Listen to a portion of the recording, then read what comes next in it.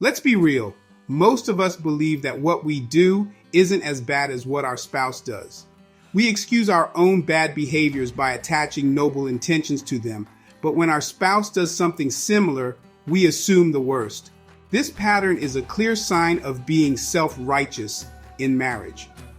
The self-righteous in marriage blind spot. Why we fail to see our own flaws. Why do we cling to this delusion of moral superiority? It's simple. We're experts at justifying our own actions. I had a reason, we tell ourselves. They're just being malicious. We understand our own motives, at least we think we do, but our spouse, their motives are a mystery, a blank canvas upon which we paint the ugliest possible scenarios. This is how self-righteousness in marriage takes root. We inflate their imperfections, turning molehills into mountains. Their annoying habits become unforgivable sins. Their missteps, deliberate acts of war. And suddenly, they're not just your spouse, they're the enemy. But what if the real enemy isn't them? What if it's our own inability to see the plank in our own eye?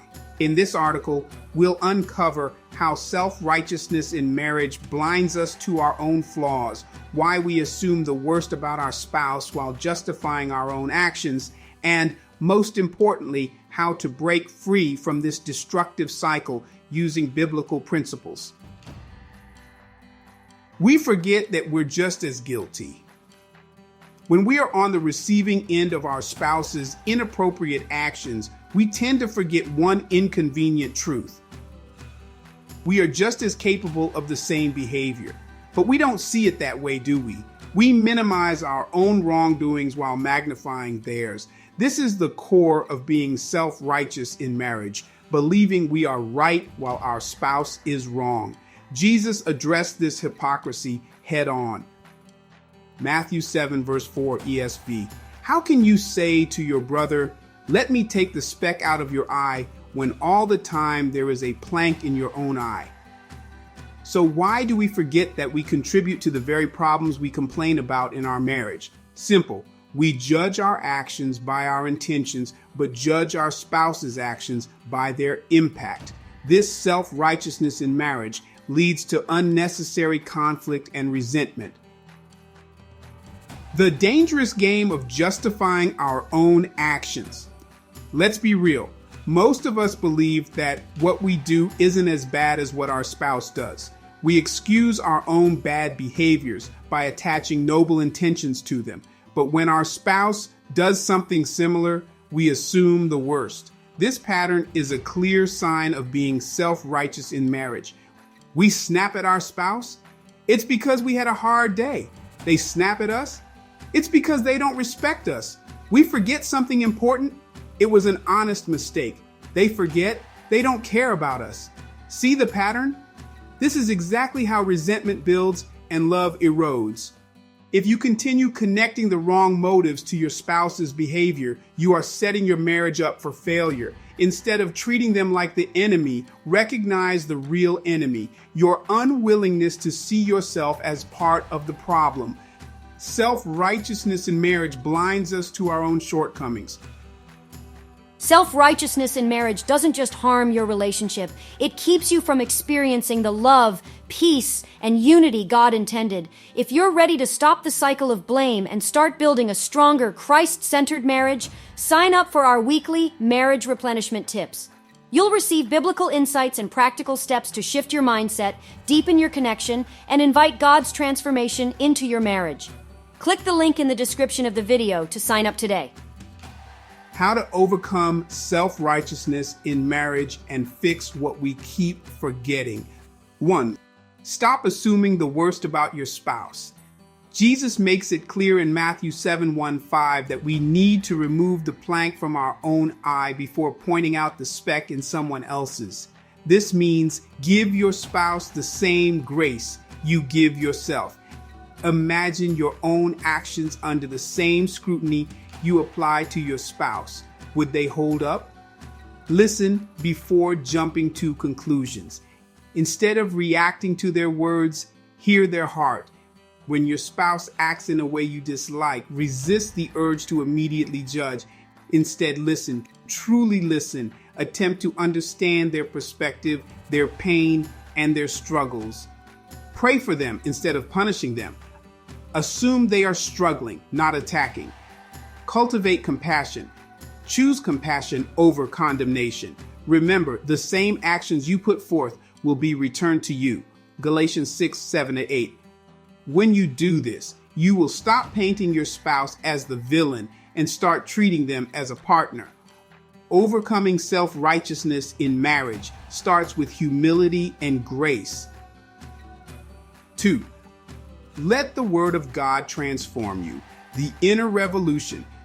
If you really want to change your marriage, you have to start by changing yourself. True change comes from within.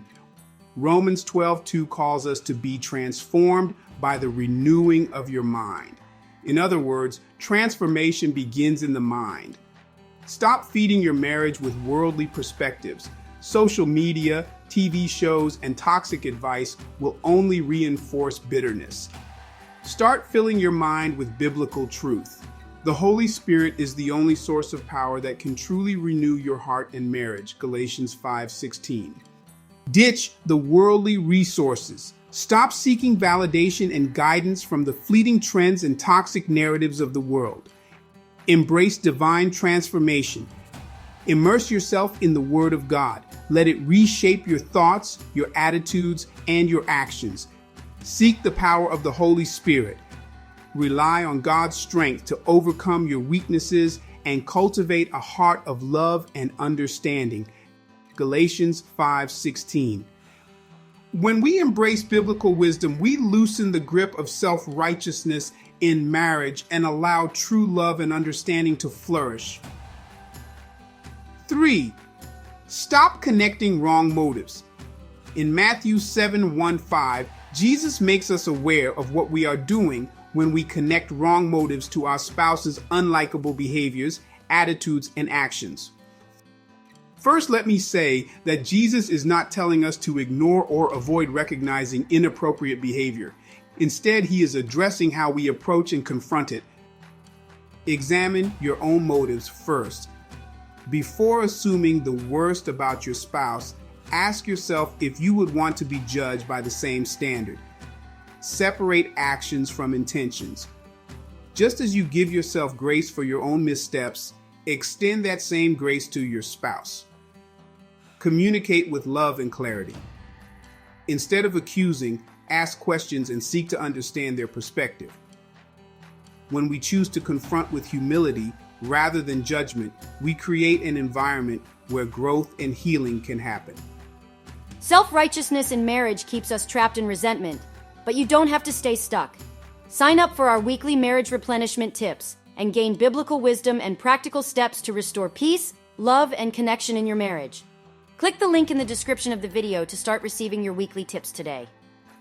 Final thoughts. The truth we love to ignore. Your spouse is not your enemy. But as long as you keep forgetting your own faults and only focusing on theirs, you will always feel like they are.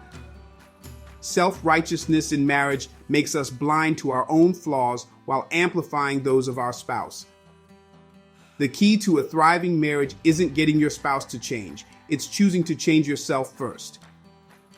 When you embrace that truth, your entire marriage dynamic will shift. Need help breaking free from this cycle? One marriage replenishment session could be the breakthrough you need. That's all for now, but the conversation doesn't have to end here. Keep reflecting, keep growing, and most importantly, keep inviting God into your marriage. See you next time. And before you go, don't forget to subscribe to the channel, like this video, and share it with someone who needs to hear this message. Your support helps us reach more couples with biblical wisdom and encouragement.